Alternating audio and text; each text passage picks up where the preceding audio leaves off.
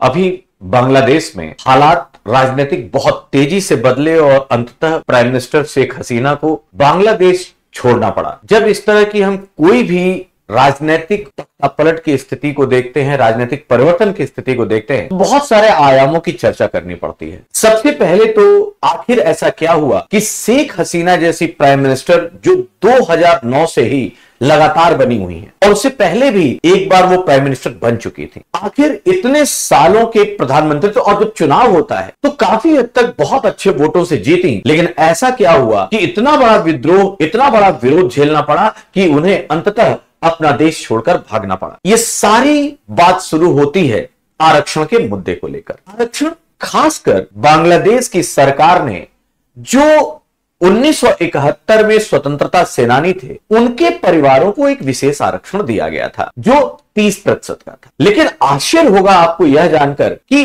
वास्तव में इस समय यह आरक्षण था नहीं। 2018 में ही छात्र उग्र होकर सड़कों पर उतरे थे, आरक्षण की समाप्ति की बात कही थी, तो शेख हसीना ने उस बात को मान लिया था और अंततः आरक्षण की व्यवस्था समाप्त कर दी गई थी। लेकिन एक याचिकाकर्ता ने हाईकोर्ट में याचिका दायर की और हाईकोर्ट ने पुनः उसे लागू किया। इसके बाद छात्र फिर से विद्रोही हो उठे और सुप्रीम कोर्ट, बांग्लादेश के सुप्रीम कोर्ट ने लेकिन फिर कहा कि नहीं, इस तरह की आरक्षण की व्यवस्था नहीं होनी चाहिए। मतलब मुद्दा शुरू होता है आरक्षण की व्यवस्था और मुख्य जो बात थी वो ये थी कि 30% उन जो मुक्ति वाहिनी जिन्होंने पाकिस्तानी सेना के साथ संघर्ष करके बांग्लादेश को आजादी दिलाई थी, आखिर तीसरी पीढ़ी को भी आखिर यह आरक्षण क्यों मिले? क्योंकि उनको लगता है कि योग्यता के आधार पर ही नौकरी मिलनी चाहिए। कुछ विपक्ष के जो राजनीतिक दल हैं उनका आरोप और छात्रों का आरोप यह लगने लगा था कि खासकर सिविल सेवाओं में शेख हसीना अपने विश्वास पात्र लोगों को शामिल कराती हैं इस कोटे के तहत। तो समस्या देखिए, सबसे पहले बांग्लादेश में अगर देखा जाए तो 56% का आरक्षण था 2018 से पहले। इस 56% में 30% जो मैंने अभी कहा स्वतंत्रता सेनानियों को था।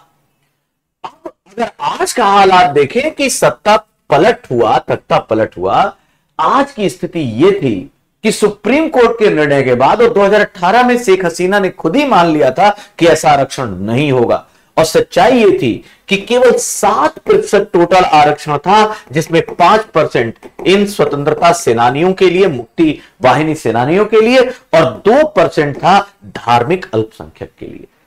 मतलब 56% से हटकर वो कोटा 7% पे आ चुका था और 30% की जगह ये 5% का मुद्दा था।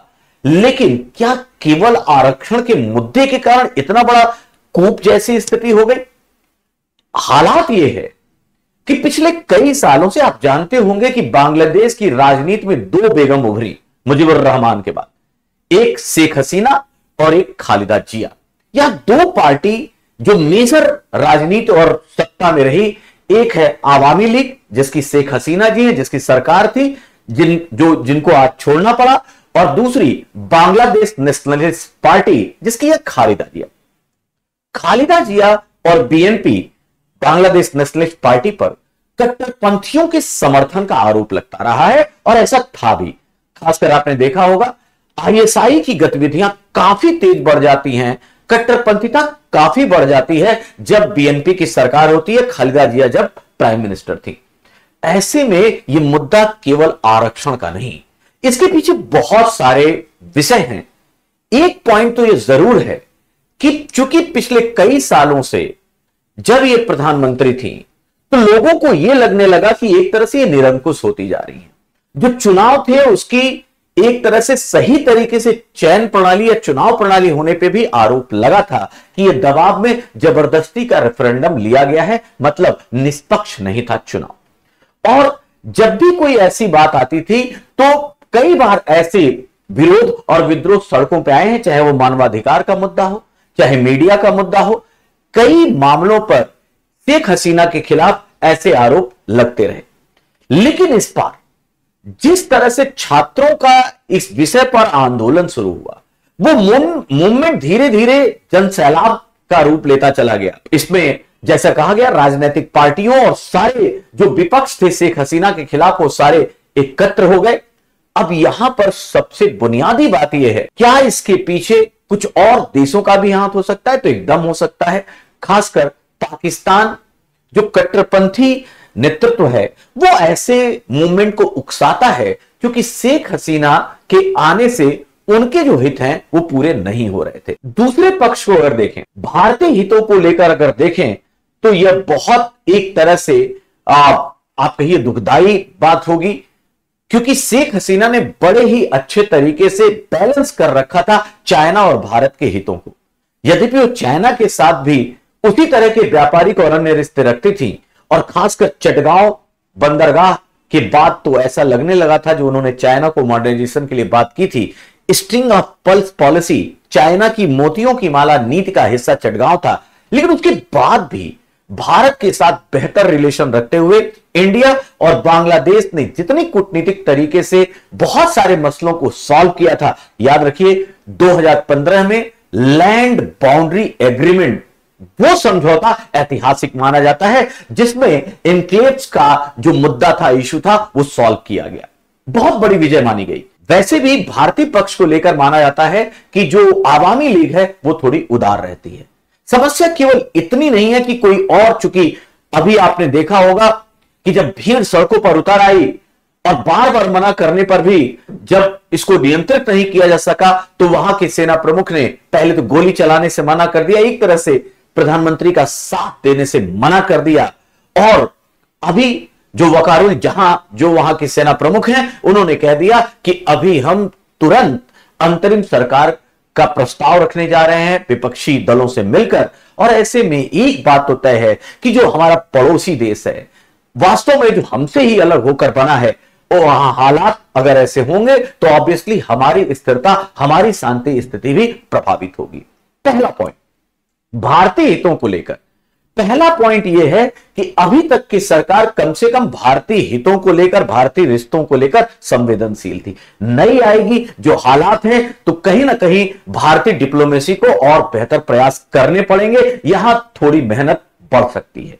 दूसरा, ऐसे हालातों में जब बांग्लादेश में आर्थिक मंदी और बेरोजगारी की स्थिति थी, आप जानते ही हैं भारत में शरणार्थी समस्या में बांग्लादेशियों का प्रवेश और उन्हें यहां स्थायी नागरिकता एक बड़ा विषय रहा है। ऐसे में पुनः यह इशू सामने उभर सकता है। तीसरी जो बात है, चाइना और पाकिस्तान का इन्वॉल्वमेंट, क्योंकि चाइना हमेशा हमारे पड़ोसी देशों को हमसे अलग करना चाहता है, साथ ही साथ पाकिस्तान के अपने हित होते हैं। किसी तरह आवामी लीग इन बातों को लेते हुए जिस बैलेंसिंग से चल रही थी, अगर नई सरकार, अगर वो कट्टरपंथी या फिर अगर वो एंटी इंडिया की बातों से, मोटिव से संचालित होती है, तो यहां पर भी हमें ध्यान रखना होगा।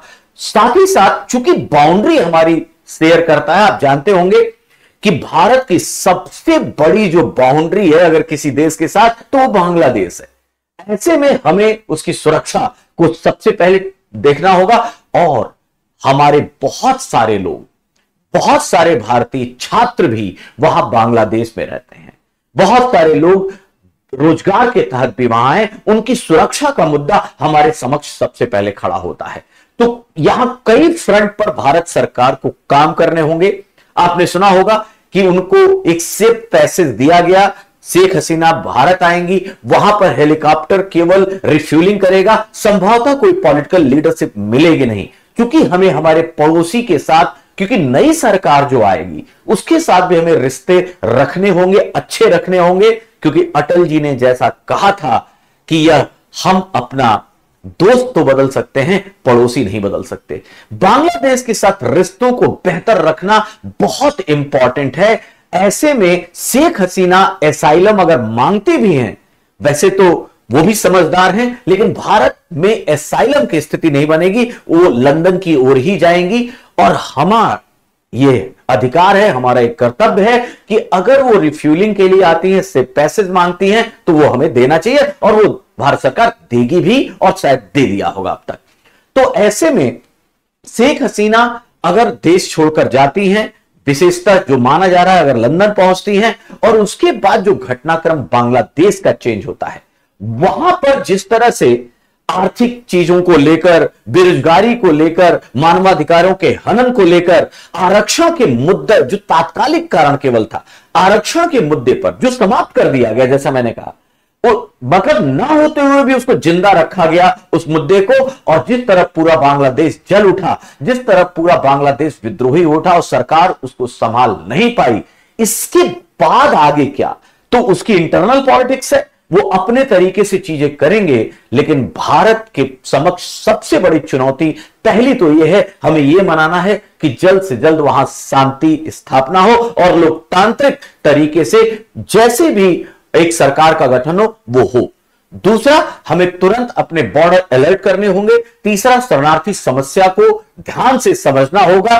चौथा, कि बांग्लादेश और खासकर बांग्लादेश के साथ पाकिस्तान और चाइना के रिश्तों को कैसे हम अपने साथ भी हित में बनाए रखें, उस पर ध्यान देना होगा। और पांचवा सबसे बड़ी चीज जो है, हमें अपने नागरिकों और हमें अपने छात्रों को सुरक्षित तरीके से भारत बुलाना होगा। अभी ये न्यूज कई दिन तक चलेगी, बहुत सारी स्थितियों को, चूंकि देखिए हमारा देश ऐसी बॉर्डर साझा करता है देशों के साथ जहां स्थायी लोकतंत्र नहीं आ पाया है। कभी पाकिस्तान में कूप की स्थिति रही है, बांग्लादेश और पाकिस्तान ऐसा नहीं है कि पहली बार हो रहा है, कूप हो चुके हैं। ऐसे में भारत को ऐसे चुनौतियों से सामना करना पड़ता है। म्यांमार है, नेपाल के भी राजनीतिक घटनाक्रम बहुत स्थिर नहीं रहे, श्रीलंका में भी ऐसा हुआ। तो इन सारे हालातों को देखते हुए भारत जिस तरह से आगे बढ़ रहा है, हमारा लक्ष्य 2047 में विकसित भारत बनाने का है।